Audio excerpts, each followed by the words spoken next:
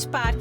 A onda é ser feliz agora. Apresenta Pode Impactar. Olá, sou a Mariana Marques e esse é o Pode Impactar, uma série de conversas em torno do tema do impacto social, na busca de um futuro possível e pautado por lutas no presente, que são a igualdade, a prosperidade, a paz e a sustentabilidade. E hoje eu tenho a alegria de receber, não só aqui no estúdio, mas na minha cidade, Fortaleza, o CEO do Pacto Global da ONU no Brasil, que tem mais de 20 anos de experiência na atuação no mercado como executivo e também em instituições internacionais. O Carlo Pereira está aqui comigo. Tudo bem? Tudo bem, tudo bem. É uma alegria estar aqui com você. Que bom. Você tá feliz de estar em Fortaleza? Estou muito feliz. Você não sabe o quanto. Maravilha. Eu também estou feliz. Acho que essa é uma oportunidade para a gente de descentralizar um pouco essa discussão, né? Vir com uma discussão que vem da borda geográfica do país, foge um pouco do eixo Rio-São Paulo. Então, eu sei que você tem dimensão da importância da gente estar aqui, mas eu queria, como mulher nordestina, dizer que para nós é uma honra muito grande que o Ceará esteja na pauta junto, né? Carlo, eu fiquei curiosa de saber como é que foi o começo mesmo da tua carreira como executivo no mundo corporativo, né? E se você já inicia nesse mundo corporativo, a partir dessa perspectiva da proximidade com esse tema, né? Tocando nesse tema, ou se houve alguma virada de chave, se você foi um executivo que começou de maneira tradicional e depois que se aproximou desse tema. Me conta. Não. Eu comecei nesse tema exatamente porque eu queria mudar a realidade, né? E tem pessoas que querem mudar a realidade por meio de trabalho no setor público, né? O que é super interessante, super importante, né? A gente precisa de cada vez mais gente boa no setor público. Tem gente que vai para a sociedade civil organizada e eu entendi que havia uma necessidade de promover uma mudança no setor privado, né? As empresas estão aí, são bastante poderosas para o bem e para o mal, né?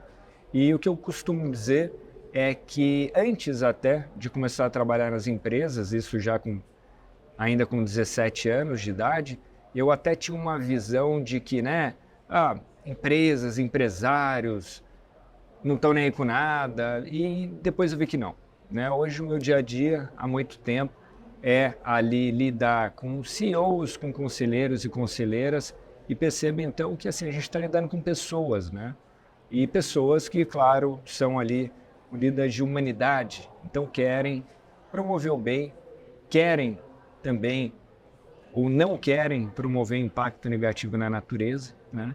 Então é isso, muito no meu trabalho vem por isso, para querer mudar a nossa realidade por meio das empresas. E aí eu entendo de novo a complexidade do tema e sei que não é uma resposta simples, mas o que você acha que falta? Quem falta chegar perto de nós?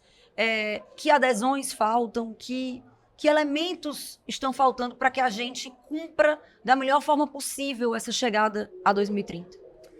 Olha, eu acho honestamente que assim, faltar elemento não falta nenhum, tá?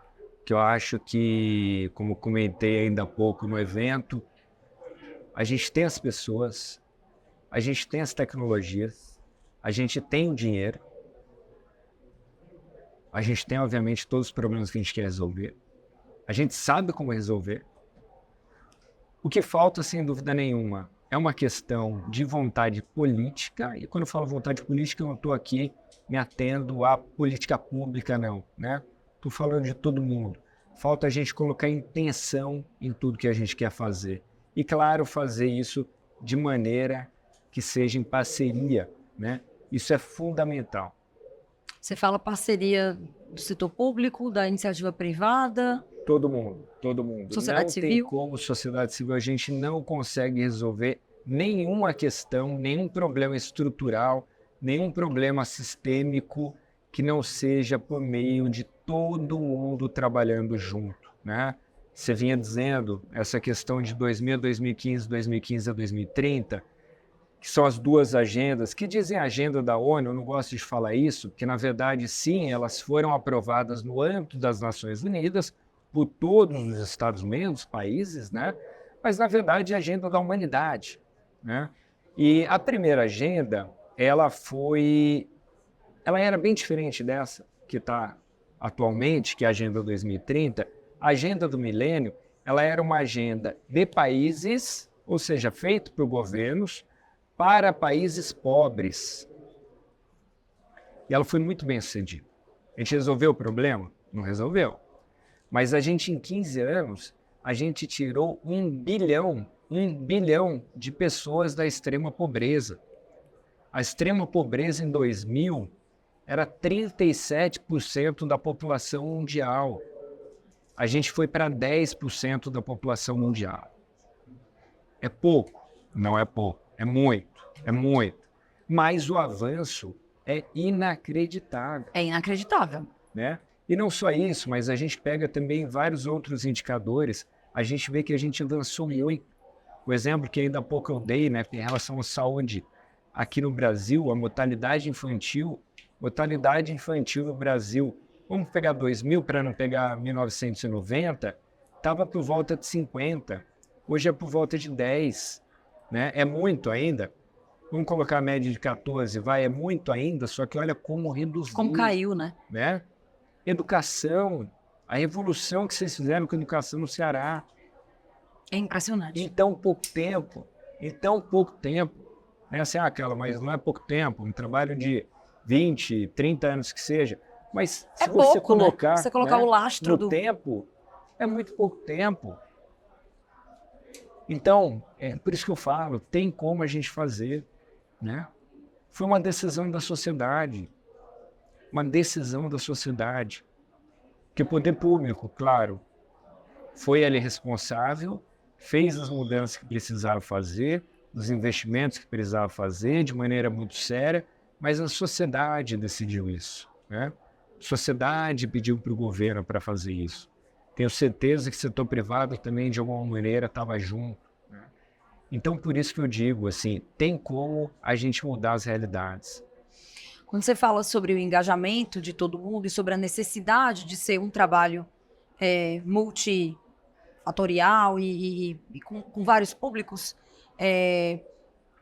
me lembra o conceito de pacto, né? Por isso que o nome é esse. E aí queria que você explicasse um pouco. Muita gente confunde o Pacto Global sem saber se ele é uma iniciativa que é própria da ONU, né? Se ele está em outros países fora o Brasil. Então eu queria que você explicasse um pouco, para quem não tem familiaridade com o tema, o que é o Pacto Global. Claro. Olha, o Pacto Global, como você bem comentou, ele foi criado para exatamente isso, resolver esses problemas complexos da humanidade por meio de parcerias. Né? E de onde veio o nome Pacto? Né? Você até estava, né, fazendo esse jogo com as palavras, né, falando de unidade, impacto, parceria, e surgiu exatamente disso. Né? O Kofi Annan, que era secretário-geral da ONU, ele estava então num grande evento de empresários, CEOs globais, empresários globais, né? E ele coloca ali então um desafio. Ele fala, olha, nós, das Nações Unidas, convidamos vocês, líderes empresariais, a estabelecermos um pacto global fundamentado em princípios e valores universais para darmos uma face mais humana ao mercado. Né? E quando foi isso? Foi naquele momento que a globalização estava no seu ápice. Né? E a globalização caracterizada pelo quê? Pela produção das grandes empresas em países em desenvolvimento, países pobres. Né? E aí, como a gente sabe, a história está aí para a gente ver, muitas vezes, né? E até por isso ficava barato levar para esses lugares, porque as empresas não tinham o mesmo cuidado ambiental, o mesmo cuidado social e até mesmo com relação à integridade nesses países em desenvolvimento. Então tinha muita violação de direitos humanos, muito impacto ambiental, muita corrupção, né? Ou seja, por isso ficava mais barato a produção. Né? Então, por isso, o Kofi Annan, dada a importância das empresas, a ONU, claro, é uma união dos governos, né? Nações Unidas, né? Mas ele entendeu que precisávamos, sim, trazer as empresas para dentro dessa discussão. Né? Por isso, então, foi criado o Pacto Global com seus 10 princípios. Princípios esses divididos, então, em meio ambiente, trabalho, direitos humanos e o 10º princípio, que é corrupção. Entendo. Eu vi uma entrevista sua e fiquei curiosa, porque tem uma hora que você fala que não era uma questão de sugestão, mas de obrigação. Obrigar as empresas a que, até 2030, 50% das mulheres estivessem na posição de alta liderança, ou até 2025, 30%, né? E me parece que, se quiser que se cumpra, tem que impor as coisas dessa maneira, né? Se vocês querem estar perto de nós para esse objetivo, que se faça cumprir. Isso não é uma sugestão, né? E olha só, no nosso caso, claro, a gente não tem como obrigar a empresa a fazer nada, né? A gente, pelo contrário, a gente é parceiro que quer ajudar a viabilizar. Mas a obrigação é no sentido de que a sociedade está obrigando. A sociedade está obrigando. As pesquisas estão aí, né? Então tem uma pesquisa que eu sigo muito, muita gente segue, o secretário-geral segue, até o presidente Biden uma vez falou dessa pesquisa, que é o barômetro da confiança, né? E o barômetro da confiança, ele está aí. Ele mostra que 80% da população no mundo, esse número é igual aqui para o Brasil, são 33 países que são escutados, né?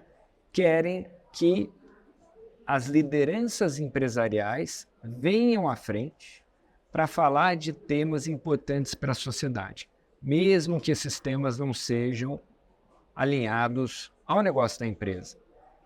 E a mesma quantidade, 80% das pessoas, querem também que as empresas tomem ação com relação a esses temas, né? Então, entende? É a sociedade que bota essa obrigação. Hoje não existe isso da empresa, né? O jargão inglês ali do low profile, né? De querer ficar quieto e tal. Não existe isso. A gente está na era da hiperconectividade que leva a uma hipertransparência. Então as pessoas querem saber o que você, líder empresarial, faz, o que sua empresa faz, e ela tem muita clareza do que ela quer, do seu posicionamento da sua empresa. Impressionante como o setor privado, ele tinha, não sei se perdeu totalmente, ainda não, mas como você falou, a gente olha para trás e dá um quentinho no coração. Mas como o setor privado, ele era visto com antipatia pela sociedade civil, pelo setor público, né? E hoje, quando se assume essa posição de que não é preciso escolher entre lucrar e impactar, eu posso ficar com os dois, as empresas se aproximam mais da sociedade e passam a ser vistas de outra forma, e isso é bom para o próprio sistema, né? Você se apropria, se vale do sistema, né? Você, inclusive, tem gente que, depois de assumir esse lado da sustentabilidade, do cuidado, da igualdade de gênero, acaba vendendo muito mais, tendo muito mais saúde de negócio, né? Sem dúvida, sem dúvida. Você bem comentou, né, a questão do propósito do lucro, né? Tem os maiores capitalistas aí do mundo, né? O Larry Fink tem uma das maiores empresas do mundo, e ele fala então, né, que assim, a questão é propósito e lucro. E aí entra naquilo que você falou da obrigação ou da não opção, sabe? Não opção. Assim, eu quero ter lucro ou eu quero ter propósito. Não tem opção. Não escolha, né? Não é uma escolha.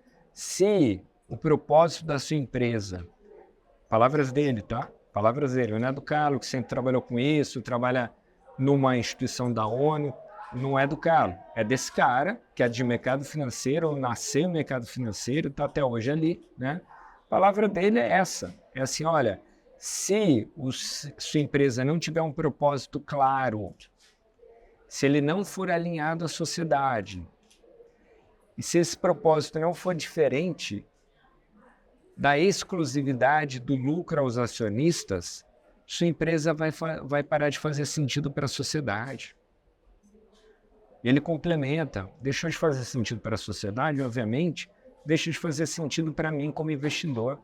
Então, eu antes de trabalhar no Pacto, trabalhava em empresas, né? Você não levava esses temas que a gente fala tão abertamente, que qualquer CEO fala hoje em dia abertamente, você não levava isso para uma diretoria executiva de jeito nenhum. E eu não estou falando há 20 anos, não. Eu estou falando há 5 anos. Não levava. Era mal visto, era fraqueza, né? Vamos colocar, até pouco tempo, as mulheres elas se sentiam obrigadas a se masculinizarem para encarar esse ambiente. Obviamente, a mulher quer se masculinizar a profissão, se masculiniza, mas assim, não, é que tinha que fazer vestir aquela persona, aquela personagem, porque o mercado era essa coisa fria, Dura, né? dura, né? E hoje não, hoje não. Hoje a gente está podendo ser quem a gente realmente é. Falando nisso, falando em diversidade, eu queria que tu comentasse um pouco sobre igualdade de gênero, né? Uma coisa que me preocupa muito, assim, fortemente, principalmente a gente que vive no Nordeste do Brasil. Acho que as mulheres aqui, elas foram relegadas ao ambiente do lar por mais tempo do que no eixo de São Paulo, se você olhar, né? Isso é óbvio. E como é que você, hoje, inserido nesse lugar, entende essa evolução, sabe? Em termos desses postos de trabalho serem ocupados, postos de trabalho muitas vezes de altas lideranças, e como é que você avalia esse caminho, essa jornada feminina, né, dentro do mercado corporativo? Está avançando muito. Aquilo que eu falo, né? De novo, se olha para frente, olha para hoje, dá desespero, né? Então a gente olha, é interessante se a gente pegar alguns dados, né? Desde a década de 1990, as mulheres são em maior número egressas da universidade do que os homens, né? Então daí você falou, opa, peraí, então qual que tá sendo o problema aí? A gente tem aquelas várias questões que a gente conhece, né? Antigamente a gente falava de teto de vidro, né? Que batia sem saber direito onde era. Hoje em dia a gente fala de labirinto de cristal, né? Fato é que hoje em dia sabe-se quais são os motivos pelos quais as mulheres não conseguem chegar em posições de liderança, né? E esses motivos a gente tem que combater, né? Mas é claro que o que eu acho que é o principal motivo é uma questão cultural, principalmente de vieses, e vieses, diversos vieses, né? Vieses inconscientes, no sentido de que, né, tem ali aquela liderança que está cercada ali, de novo, dependendo das pesquisas que a gente pega, vai ser de 90% a 85% de homens brancos em cargos de alta liderança, né? O número é esse, meia-idade. E aí o que acontece é que acaba tendo ali aquele corporativismo mesmo. Muitas vezes fazem sem mesmo pensar. É natural, né? Você tá ali num grupo parecido, todo mundo é branco, todo mundo é homem, todo mundo tem mais ou menos a mesma idade, por que eu vou abrir a porta para o diferente entrar? Exatamente. Por isso que é importante, claro, por exemplo, movimentos como, né, uma sobe e puxa a outra, né? Movimentos que promovam de fato a equidade. Mas estava falando do Nordeste, e é uma coisa que eu acho interessante. Se a gente olhar para o mundo corporativo, ou para os dados do mundo corporativo, tá? Porque assim, tá ruim em todo lugar. Tá. Tá ruim em todo lugar. A gente tem que reconhecer isso. Agora, quando a gente vai, por exemplo, para o governo do estado aqui do Ceará, da gente ter, né, uma vice-governadora potente, da gente ter uma paridade de gênero na secretaria. Secretariado. Né? Gente, onde tem isso no Brasil? Onde tem isso no Brasil? Quando a gente vai para Pernambuco, né? Governador e vice-governadora. Então, por exemplo, se a gente quiser comparar Sudeste, por exemplo, o que a gente tem ali? Então, eu acho que tem uma potência enorme no Nordeste, né? E sabe que muitas vezes algumas perguntas foram no sentido, pô, legal, vocês estão vindo trazer coisas aqui que estavam no eixo, Rio-São Paulo e tal.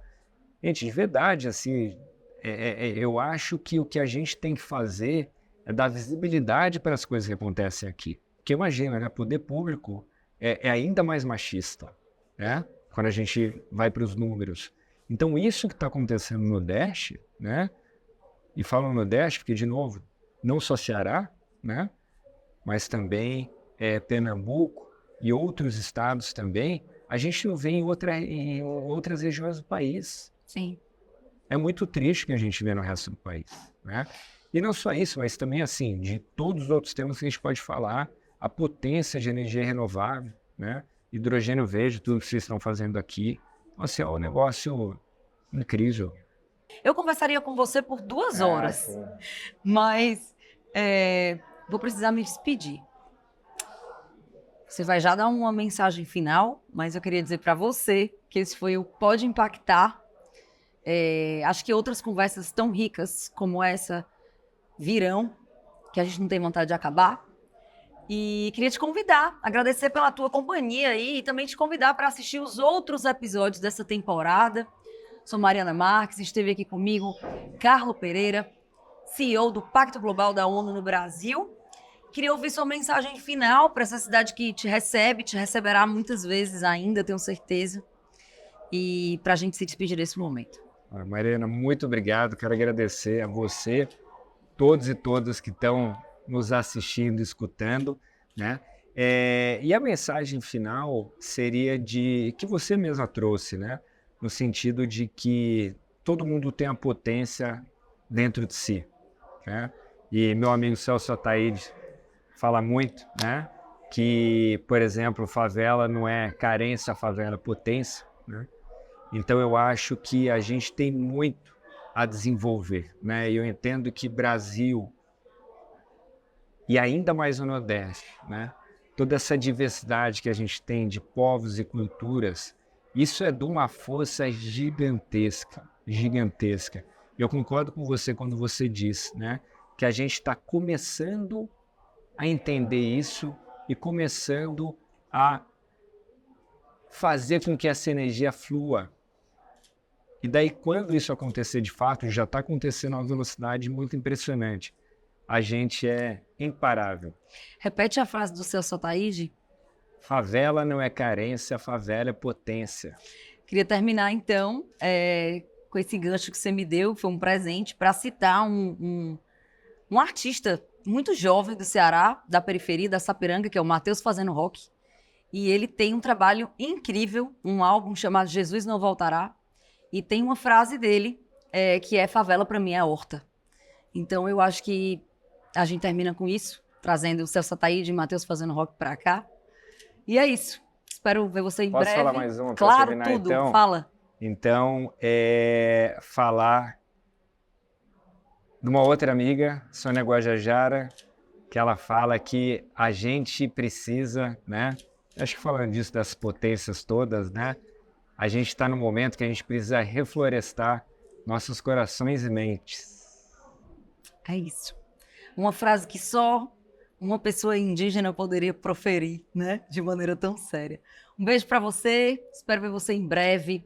Fique aqui com a gente. Acompanhe o Pode Impactar pelas plataformas do Diário do Nordeste. Um beijo.